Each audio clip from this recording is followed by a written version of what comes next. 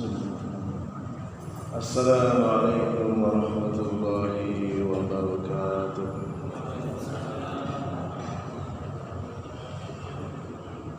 Innal hamdalillah nahmaduhu wa nasta'inuhu wa nastahdi wa nastaghfiruh wa natubu ilaihi wa na'udzu billahi min shururi anfusina wa min sayyiati a'malina. Man yahdihillahu fala mudilla lahu wa may yudlil fala hadiya lahu.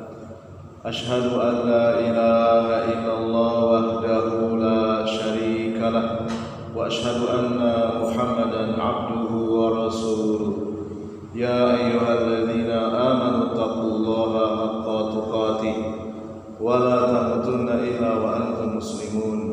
Ya ayyuhan nasu taqu rabbakumul ladzi khalaqakum min nafsin wahidah wa khalaqa minha zawjaha wa batha minhuma rijalan katsiran wa nisaa'a wattaqullaha alladzi tasaaluna bihi wal arham innallaha kana 'alaikum raqiba. Ya ayyuhalladzina amanu taqullaha wa qulu qawlan sadida yuslih lakum a'malakum wa yaghfir lakum dhunubakum. Wa man yuti'illaha wa rasulahu faqad faza fawzan 'azima.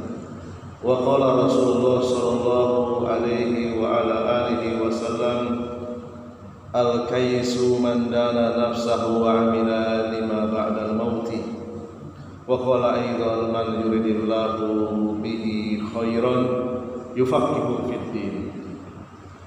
Jamaah salat maghrib Masjid Muhammadiyah Al-Furqan rahimani wa rahimakumullah. Alhamdulillah, pada kesempatan malam hari yang penuh berkah ini Allah Jalla Jalaluhu kembali memudahkan langkah kita untuk menuju masjid, melaksanakan salat maghrib dan menghadiri kajian rutin kita, yakni membahas kitab Sirah Nabawiyah yang berjudul Ar-Rahiq Al-Maktum, buah karya dari Syekh Dr. Safiur Rahman Al-Mubarakfuri rahimahullahu ta'ala. Salawat serta salam semoga tercurah limpahkan kepada Nabi besar Muhammad sallallahu alaihi wasallam, kepada keluarga beliau, ahli bait beliau, para istri beliau, segenap sahabat beliau dan umatnya yang istiqamah di atas tuntunannya. Qala al-mu'allifu Syekh Dr. Safiur Rahman Al-Mubarakfuri rahimahullah ta'ala, beliau melanjutkan kembali tulisannya. Setelah Rasulullah sallallahu alaihi wasallam merasa hatinya terhibur, yaitu dengan adanya rombongan jin yang begitu semangat datang menghadap Rasul, minta diajarkan Al-Quranul Karim yang di dalamnya berisi pesan-pesan tauhid. Bangsa jin juga diajarkan tata cara ibadah sesuai sunnah beliau, dan terus berkelanjutan bangsa jin juga bermulazamah, bertalaki, bertatap muka langsung kepada Rasulullah sallallahu alaihi wasallam, belajar tentang Islam. Dua ayat yang turun setelah datangnya rombongan jin, yaitu surat Al-Ahqaf ayat 32 dan surat Al-Jin ayat 32. Dua ayat yang mulia ini memberikan kabar gembira bahwasanya orang yang menolak dakwah itu, terutama dakwah Nabi, itu tidak akan lepas dari siksa Allah di muka bumi. Maknanya semua orang kafir saat di bumi dia akan mengalami kematian, yaitu dicabut nyawanya dengan sangat kasar sebagai hukuman oleh malaikat mencabut nyawa, dan mereka tidak bisa menghindar. Berbeda dengan orang yang bertauhid, dicabut ruhnya dengan lemah lembut. Kemudian setelah Rasulullah SAW meninggalkan lembah Nakhla, di mana Rasulullah SAW merasa terhibur hatinya setelah kedatangan rombongan bangsa jin, yang mana sebelumnya Rasulullah SAW itu sangat bersedih. Demikianlah dunia itu, wa tilkal ayyamu nudawiluha bainan nas, dan di dunia itu kalian manusia akan dipergilirkan merasakan kesedihan dan kebahagiaan, selalu bercampur. Rasulullah SAW 10 hari di kota Taif itu dilecehkan, diusir, dihina, bahkan dilempari dengan batu sampai kedua sandalnya dipenuhi dengan darah. Namun ketika beliau meninggalkan Taif, singgah di lembah Nakhla, justru beliau merasa gembira, dan beliau tidak tahu kalau rombongan yang datang minta diajarkan Islam itu adalah bangsa jin. Beliau tahu setelah turun surat Al-Ahqaf dan surat Al-Jin, baru beliau tahu. Kemudian Rasulullah memutuskan untuk kembali ke kota Mekah, ditemani Zaid bin Harisah radhiyallahu anhu. Beliau bertanya kepada Rasulullah, "Kaifa tadkhulu alaihim wa qad akhrajuka?" Bagaimana Anda akan menemui orang-orang Quraisy di Mekah sementara mereka sudah mengusir engkau ya Rasulullah? Ya, Zaid bin Harisah pun sudah rasanya pesimis ya untuk kembali ke kota Mekah. Kemudian Rasulullah menjawab, "Ya Zaid, innallaha ja'ilun lima taro farajan wa makhrajan wa innallaha nasiru dinahu wa mudhiru nabiyahu." Wahai Zaid, sungguh Allah akan memberi kemudahan dan jalan keluar. Sungguh Allah akan menolong agamanya dan memberi kemenangan kepada nabinya. Ini adalah perkataan Rasulullah SAW di hadapan Zaid bin Harisah. Karena Zaid bin Harisah itu tidak tahu, tidak melihat, hatinya Rasulullah itu baru saja gembira kedatangan rombongan bangsa jin. Karena yang bisa melihat jin itu hanya para nabi. Melihat jin dalam bentuk aslinya itu hanya para nabi. Ya, sebagaimana perkataan Al-Imam Syafi'i. Yang bisa melihat jin itu hanya para nabi dalam bentuk aslinya. Zaid bin Harisah tidak bisa melihat. Setelah mendekati kota Mekah, beliau singgah ke tempat yang bernama Hira. Kemudian beliau mengutus seorang laki-laki dari suku Khuza'ah untuk mendatangi tokoh Quraisy yang bernama Al-Akhnas bin Shuraik, seorang kafir Quraisy, minta jaminan keamanan.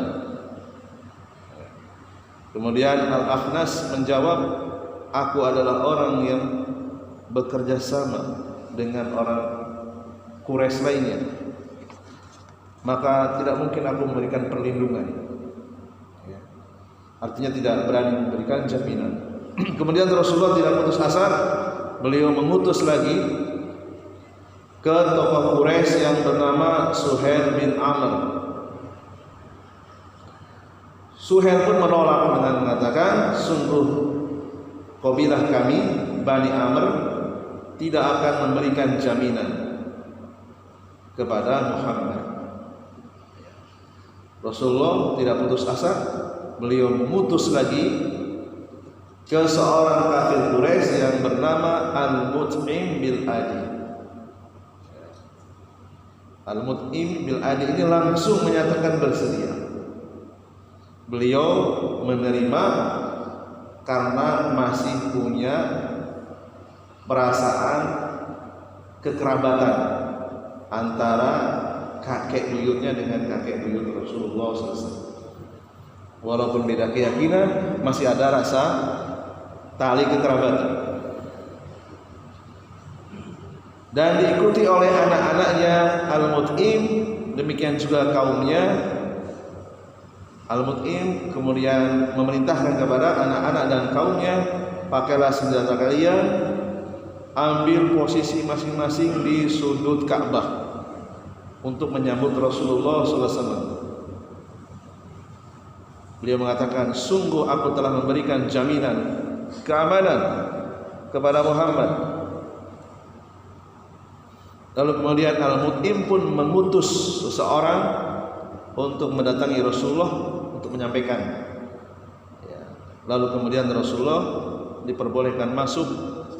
Setelah sampai ke area Masjidil Haram, Al-Mut'im mengumumkan di depan orang-orang kafir Quraisy, wahai kaum Quraisy, sungguh aku telah memberikan jaminan keamanan kepada Muhammad. Ya, beliau masih kafir, menyebutnya masih Muhammad, namanya juga kafir, tidak menyebut Nabi.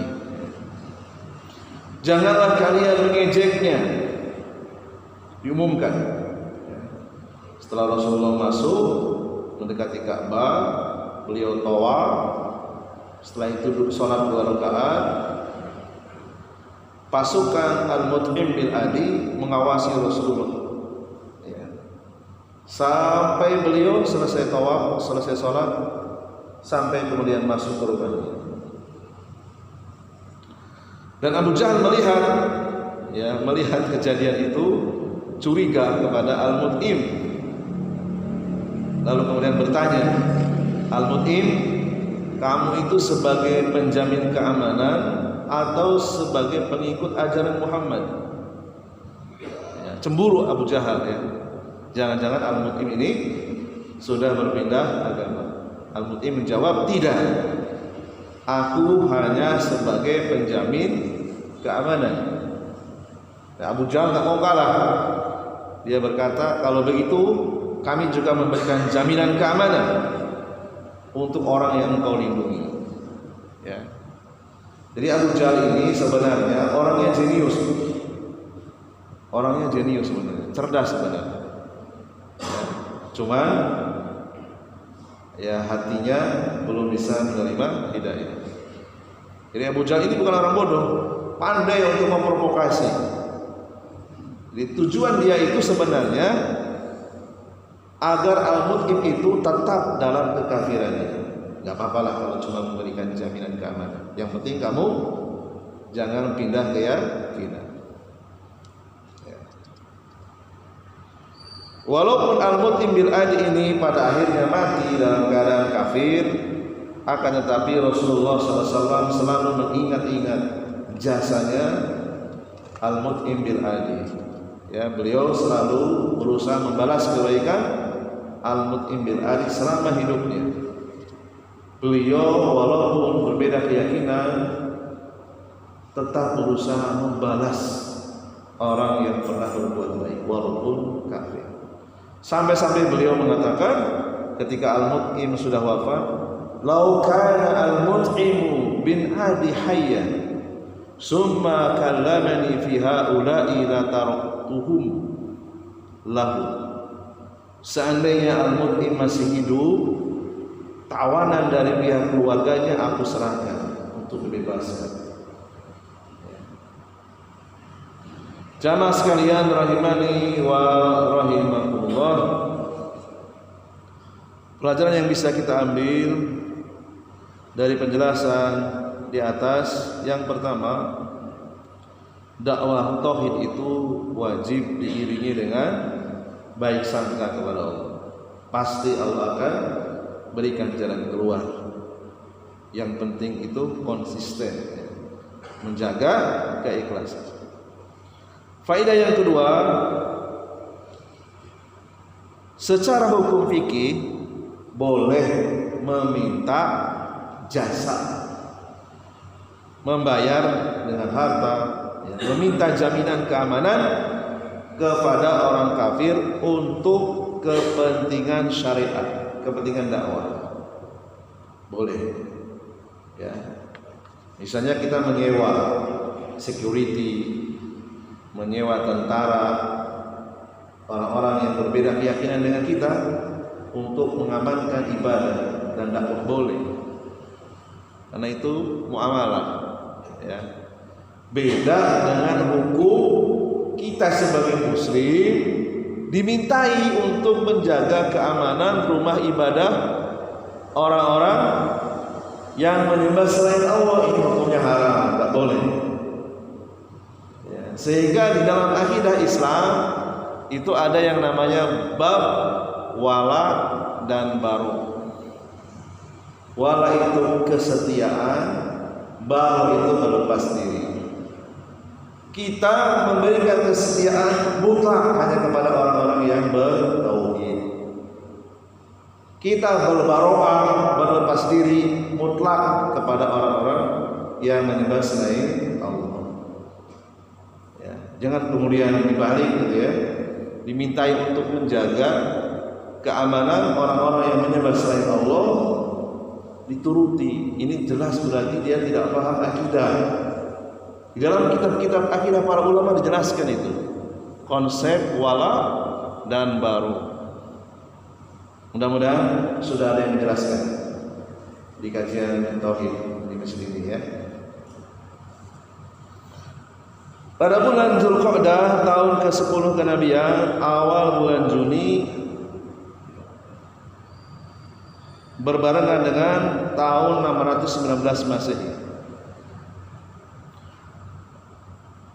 Beliau setelah berada di kota Mekah, beliau tetap melanjutkan kewajiban sebagai seorang rasul. Ya. Di antara para ulama ada memberikan takrif, memberikan definisi perbedaan di antara perbedaan Nabi dan Rasul. Rasul itu objek yang didakwahi adalah orang-orang musyrik.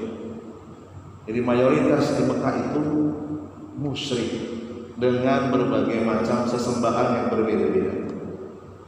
Beda dengan Nabi. Nabi itu melanjutkan dakwah seorang Rasul.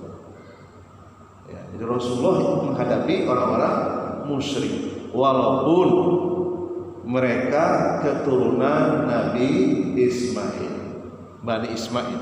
Ya. Beliau menawarkan kajian kepada kabilah-kabilah yang ada di sekitar Mekah.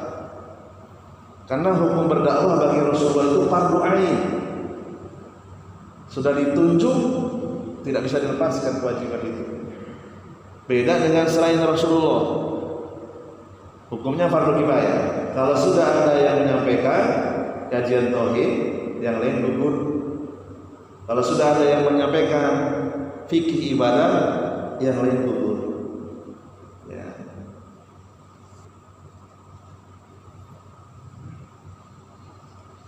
Rasulullah menawarkan tauhid kepada kabilah-kabilah yang ada di sekitar kota Mekah, kepada suku-suku, kepala sukunya didatangi, atau juga kepada perorangan. Dan beliau rajin menawarkan, siapa yang mendengarkan kajian saya, siapa yang mendengarkan penjelasan saya, terutama di musim haji. Karena di musim haji orang-orang di sekitar Mekah mereka masih mengamalkan syariat Nabi Ibrahim, masih menjalankan ibadah haji atau umroh sesuai dengan syariat Nabi sebelumnya. Beliau menawarkan kepada kampung Bani Amr bin Soh'ah. Tawarkan, datangi kepala sukunya, kepala kabilahnya. Tawarkan untuk buka kajian. Kira-kira setiap malam apa kajian? Mau tiap hari? Mau malam Selasa? Kemudian setelah itu beliau tawarkan lagi ke kampung Bani Muharib bin Qasfa. Setelah itu datang lagi ke kampung Bani Fazara, Bani Gosan, Bani Murrah, Bani Hanifah, Bani Sulaim, Bani Abs, Bani Nasr, Bani Al-Buka, Kindah, Qalb, Al-Haris bin Ka'ab, Azrah bin Haddarimah. Ada 15 kampung. Masing-masing ada kepala sukunya, ada kepala kabilahnya. Ya. Rasulullah menawarkan, didatangi satu persatu, jalan kaki, ya. Tawarkan untuk masuk Islam dan ditawarkan untuk membela dakwah beliau. Dari 15 kampung kabilah tidak ada satupun yang merespon, tidak ada satupun yang mau. Ya. Di kebanyakan manusia itu sulit untuk diajak kepada tauhid. Ya. Padahal di sekitar Mekah, tidak jauh dari sekitar Mekah.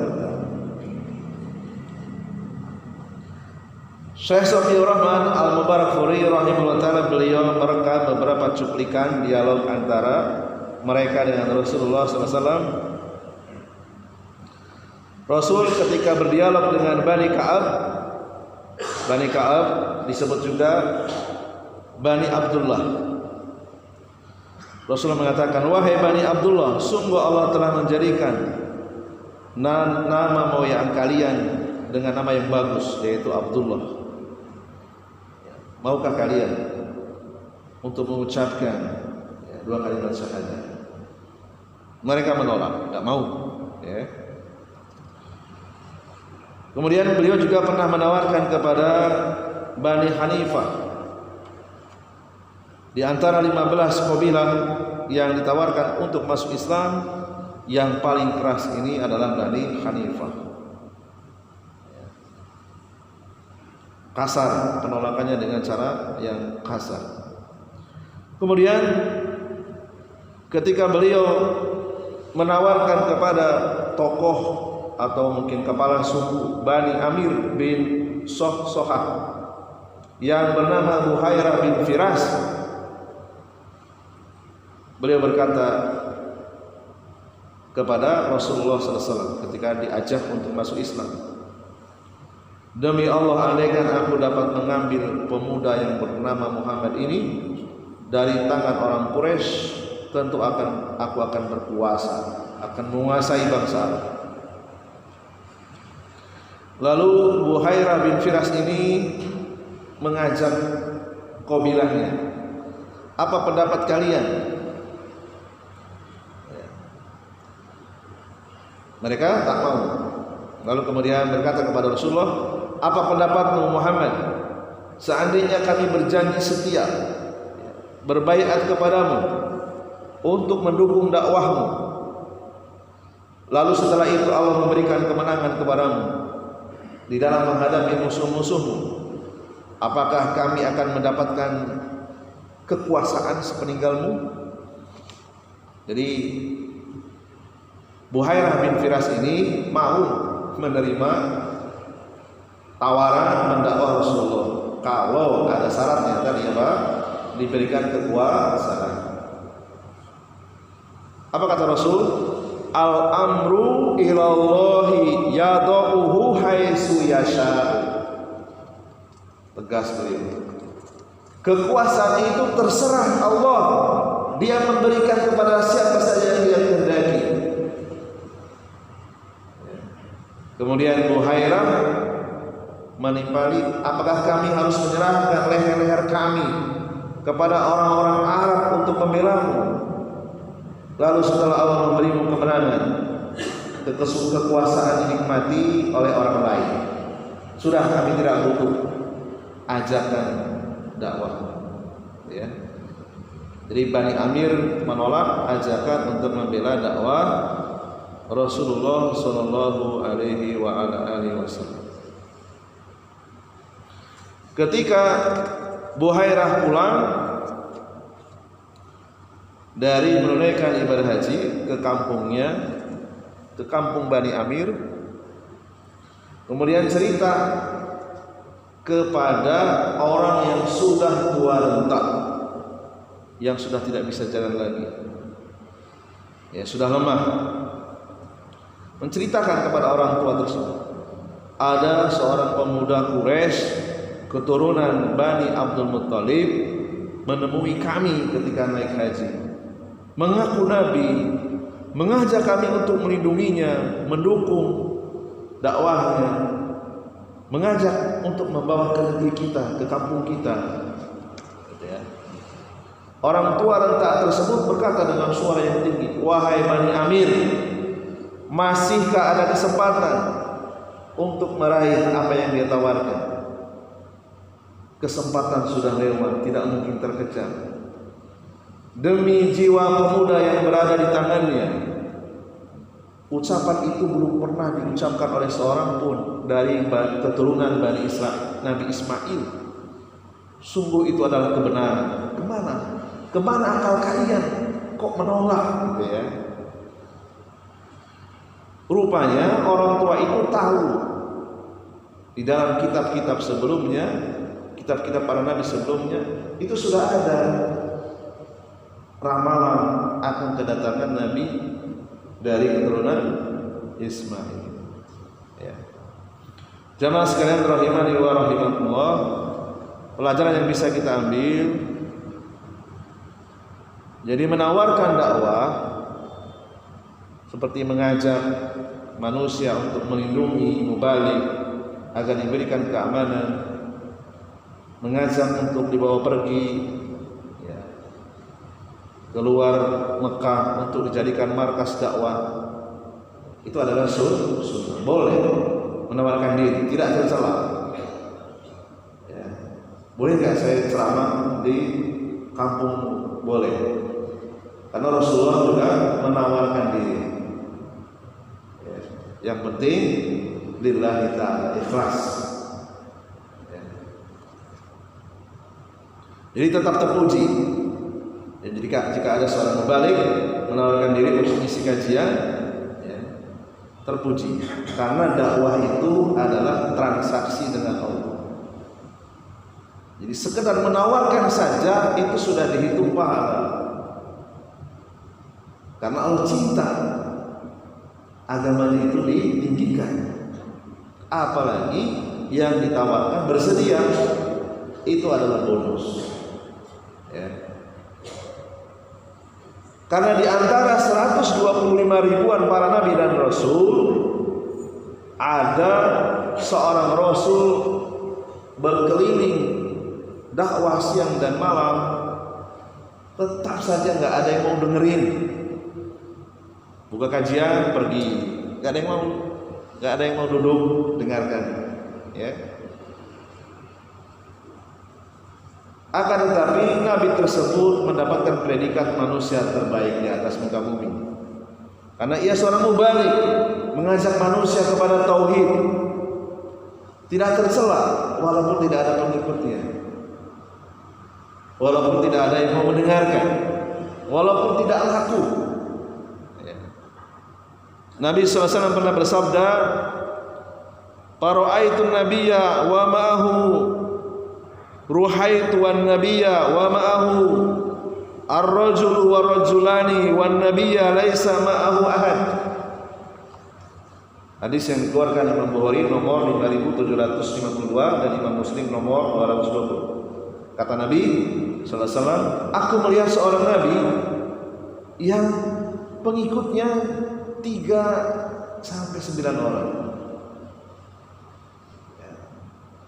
Aku juga melihat seorang nabi pengikutnya cuma 1 atau 2 orang. Ya. Bukan ustaz, nabi. Ya, kalau ustaz kan banyak ini ya. Yang dengarkan banyak. Ini nabi. Ya.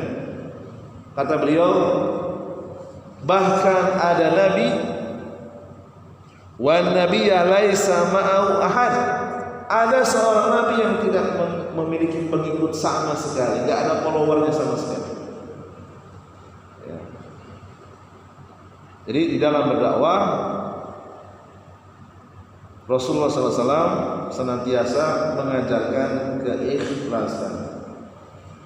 Jangan sekali-kali menawarkan imbalan dunia seperti kekuasaan, wewenang, jabatan kepada siapa saja yang mendukung dakwah.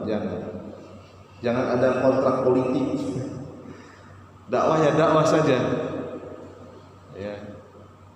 Nah, nanti kalau saya dukung tolong ya saya berikan kaplingan. supaya saya bisa jualan. Tidak boleh. Dakwah saja. Jangan memberikan iming-iming kepada siapapun yang mendukung dakwah dengan iming-iming dunia. Ini itu akan merusak keikhlasan. Ya. Rasulullah tadi ketika ditanya oleh seseorang dari Bani Amr, tetap dia tegas, kekuasaan itu terserah Allah kepada siapa yang dia kehendaki.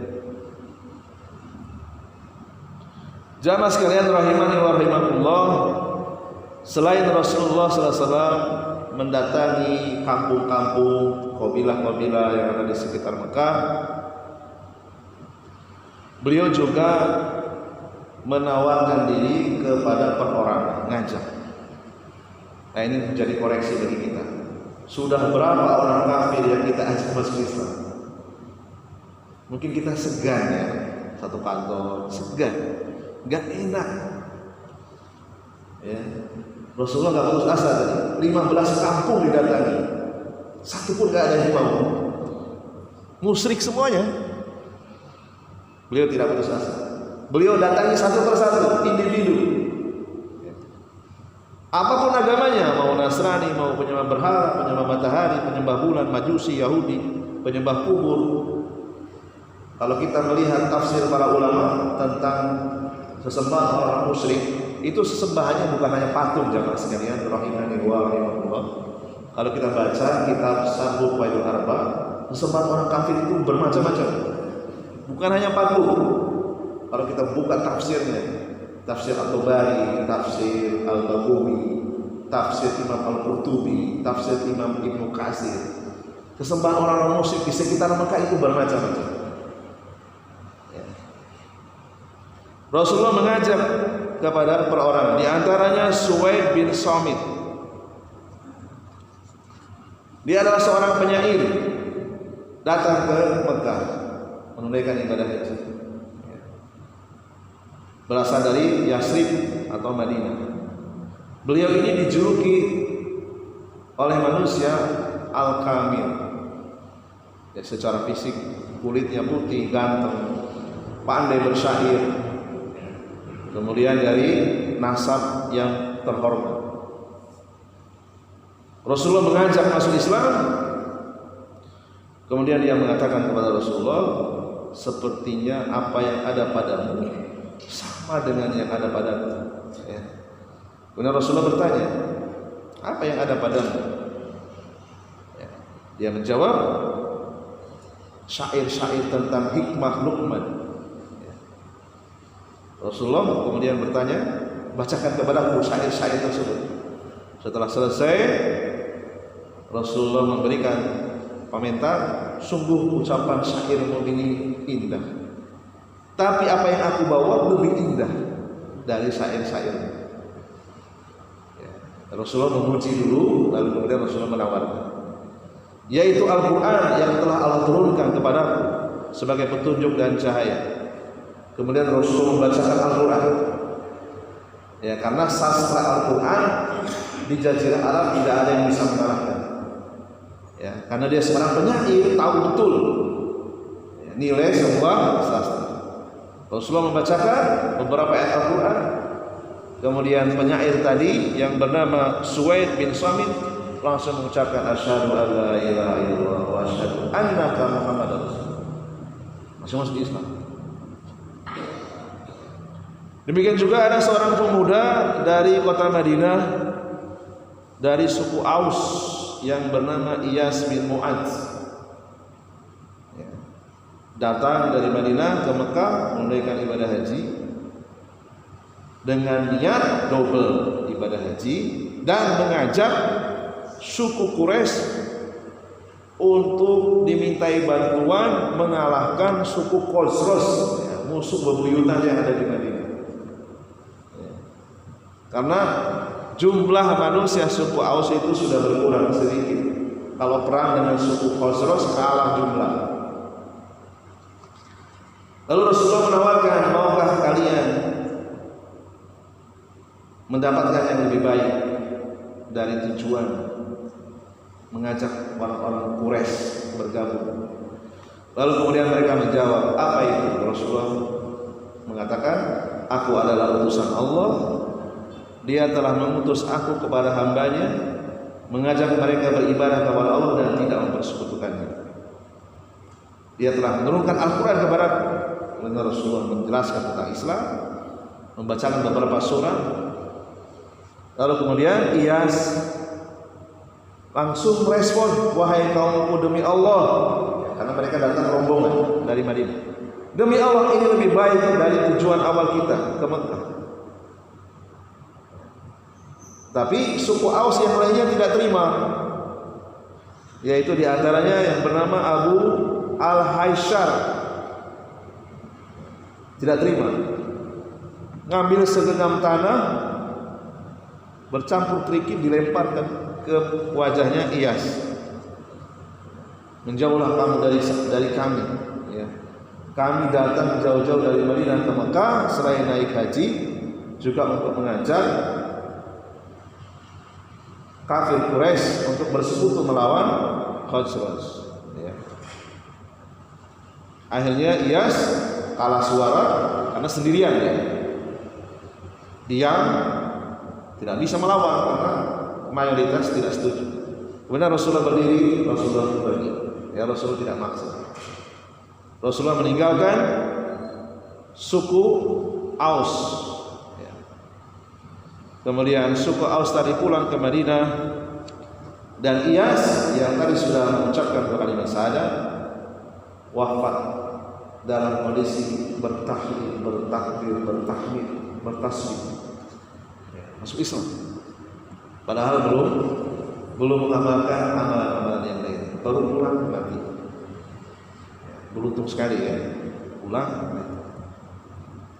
Demikian juga ada seorang laki-laki yang berasal dari pinggiran kota Madinah yang namanya cukup terkenal, yaitu Abu Dzar Al-Ghifari, ya. Abu Dzar Al-Ghifari ini mendengar berita viral dari tetangga kampungnya, yaitu tadi Iyas dan Suwaid bin Samit, sama-sama dari Madinah. Al-Imam Bukhari rahimahullah ta'ala meriwayatkan dari Ibnu Abbas, beliau membacakan kisahnya Abu Dzar. Abu Dzar bercerita kepada Ibnu Abbas, aku dari suku Ghifar. Ya, suatu hari ada berita tentang Nabi yang muncul di Mekah. Berita tersebut telah sampai kepada kami. Abu Dzar penasaran, mengutus saudaranya untuk berangkat ke Mekah menemui Nabi tersebut. Lalu setelah pulang ditanya, berita apa yang kau bawa, saudaraku? Kata Abu Dzar, demi Allah aku benar-benar melihat seorang laki-laki yang mengajak kepada kebaikan dan melarang dari kejahatan. Ya, redaksinya terlalu umum. Abu Dzar masih penasaran, ya. Cuma segitu saja. Aku melihat laki-laki yang mengajak kepada kebaikan dan melarang kejahatan. Abu Dzar belum puas, kemudian dia mengambil tas berbekalan dan tongkatnya berangkat sendiri ke kota Mekah. Ya. Singkat cerita, di Mekah Abu Dzar keliling-keliling mencari sendiri yang namanya laki-laki yang mengaku seorang nabi, ya. Karena beliau orang asing, takut kalau bertanya, orang yang ditanya iya kalau dia pengikut Rasulullah, kalau dia bukan pengikut bisa ditangkap. Sehingga beliau diam saja, keliling-keliling Ka'bah gitu, ya. Setelah kehausan beliau minum jam-jam, tidak berani bertanya kepada orang-orang kafir Quraisy, takut dia kalau dikeroyok, ya. Nyawanya bisa terancam karena mayoritas di mana-mana orang-orang kafir Quraisy, ya, memusuhi Rasulullah SAW. Akhirnya kemudian Allah takdirkan bertemu dengan Ali bin Abi Thalib, masih kecil, ya, Ali bin Abi Thalib. Ali bin Abi Thalib tahu, ya, ini orang asing ini. Lalu kemudian menawarkan, mau nggak ikut saya? Kemana? Maunya ikut aja, ya. Kemudian Abu Dzar juga masih takut, ya beliau membisikkan ke Ali bin Abi Thalib, merahasiakan. Kamu siap menjaga rahasia enggak? Tujuan saya ke sini untuk mencari seorang laki-laki yang mengaku nabi. Kata Ali bin Abi Thalib, kamu benar. Ya, tujuan kamu ke sini sudah benar. Saya antar. Ya, diantarlah oleh Ali bin Abi Thalib melalui jalan antara rumah dengan rumah karena padat penduduk, ya, lorong-lorong gitu ya. Setiap berjalan ada orang kafir Quraisy yang curiga, Abu Dzar langsung menghadapkan wajahnya ke tembok, pura-pura membetulkan sandalnya. Ya. Karena takut kalau dilihat, dicurigai, bisa diinterogasi. Ya. Mata-mata Abu Dzar itu di mana-mana. Setelah Ali bin Abi Thalib mengantar sampai ke rumah Rasulullah SAW, kemudian langsung bertanya kepada Rasul tanpa basa-basi, jelaskan kepadaku, wahai seorang pemuda yang mengaku nabi, apa itu Islam yang katanya kau bawa itu? Nah, Rasulullah menjelaskan. Setelah dijelaskan, Abu Dzar langsung mengucapkan dua kalimat syahadat. Dan insyaallah taala kita akan lanjutkan kembali lanjutan dari kisah masuk Islamnya Abu Dzar Al-Ghifari radhiyallahu anhu. Subhanakallahumma bihamdika asyhadu an la ilaha illa anta astaghfiruka wa atubu ilaik. Mohon maaf atas segala kekurangannya. Assalamualaikum warahmatullahi wabarakatuh.